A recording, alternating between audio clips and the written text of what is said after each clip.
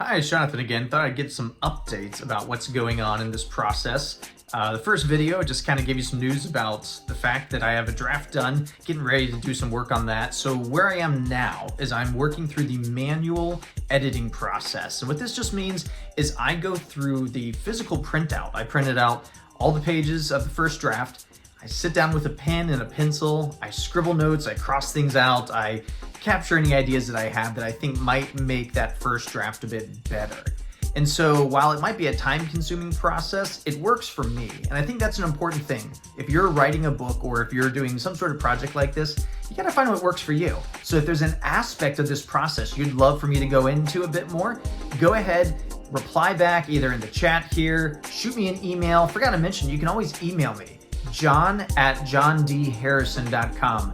I'll include that in the link to the YouTube video, but happy to entertain ideas for upcoming sessions. Again, I'm going to continue to cover behind the scenes, working through this process. I'll even tell you about some of the games I've been playing. All right, let's see, what else happened? Well, maybe a little story about how this book came to be. If you haven't had a chance to check it out, I did write a book called Mastering the Game, What Video Games Can Teach Us About Success in Life. Published that about 9 years ago. After that, almost immediately, I had some ideas for my next book and I started writing them down. And at that time, the original draft title was One Life, No Continues.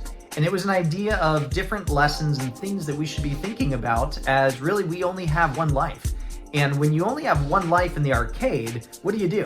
Well, you make smart choices, but you also make them count. And so I think it's important that we think about life that way. And so that idea is still behind much of this book, if video games have taught me anything. But instead of me sharing just my thoughts, I had a chance to reach out to various individuals on Twitter, through email, through various social media platforms, individuals you might recognize, and maybe some you might not, and hopefully can learn about.